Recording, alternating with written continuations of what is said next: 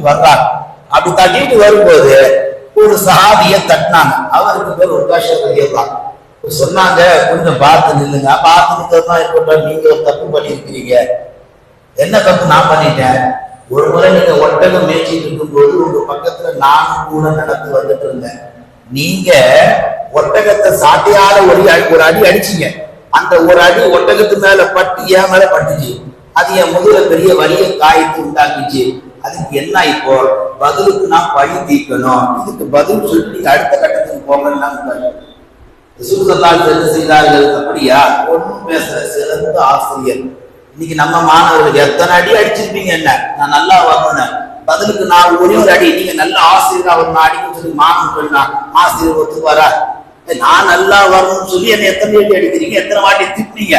அதே கண்ணோட்டத்துல பதிலுக்கு நீங்க சிறந்த ஆசிரியரா வரணும், நான் உங்களை 4 வார்த்தை திட்டுறேன், நான் உங்களை 4 வாட்டி அடிக்கிறேன்னு சொல்லி மாணவன் கேட்டா இன்னும் ஆசிரியர் ஏத்துப்பாரா? கையில கிடைக்கிறது எடுப்பா. என்னடா சொல்ற அப்படின்னு எதுவுமே சொல்லல. விழாவுக்கு உத்தரவு போட்டாங்க, போனாங்க, சாட்டை வாங்கி அங்க பாத்திமா கொடுக்க மாட்டேன் நாட பிடிக்கிறாங்க, அசன் ஹுசைன் கொடுக்க மாட்டேன் நாட பிடிக்கிறாங்க. என் தாத்தாவை அடிக்கிறதுக்கு யார் அப்படிங்கிற துணிச்சல் இந்த மக்கள் மாநகர்ல. பாத்திமா நாயகி அவங்க வழி தாங்க மாட்டாங்க, வயதாயிடுச்சு. 1000 பேர் தடுத்தோம், இன்னும் வேலைக்கு ஆகல.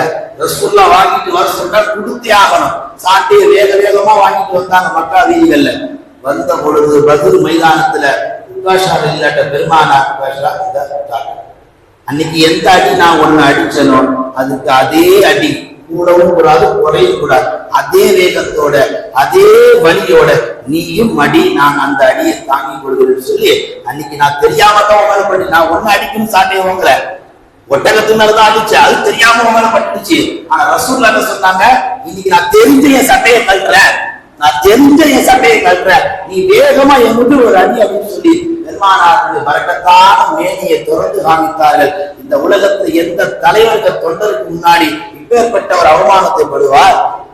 தலைவர்களுக்கு எல்லாம் ஒரு அடிப்படையில ஒரு பெரிய கௌரவம் இருக்கு.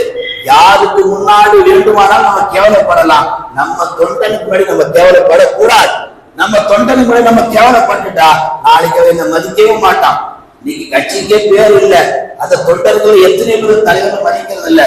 இருந்தாலும் தலைவர்கள் தான் தலைவரை போன்று காமித்துக் கொள்கிறார்கள். எல்லா தகுதியும் இருந்து நபிகள் நாயகம் ஸல்லல்லாஹு அலைஹி அவர்கள் அவர் என்ன நினைப்பார், இவர்கள் நினைப்பார், வரலாறு என்ன பேசும்? எதை பத்தியும் ரசூலுல்லாஹ்வுக்கு கவலையே இல்லை, எதை பத்தியும் கவலை இல்லை.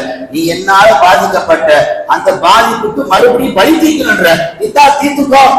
சட்டமேனைய திறந்தாங்க, ஒரு அடி அடிக்கலாம்னு சொல்லி கையில வாங்கின சாட்டிய வரலாறு தெரிய உங்களுக்கு தூக்கி வீசின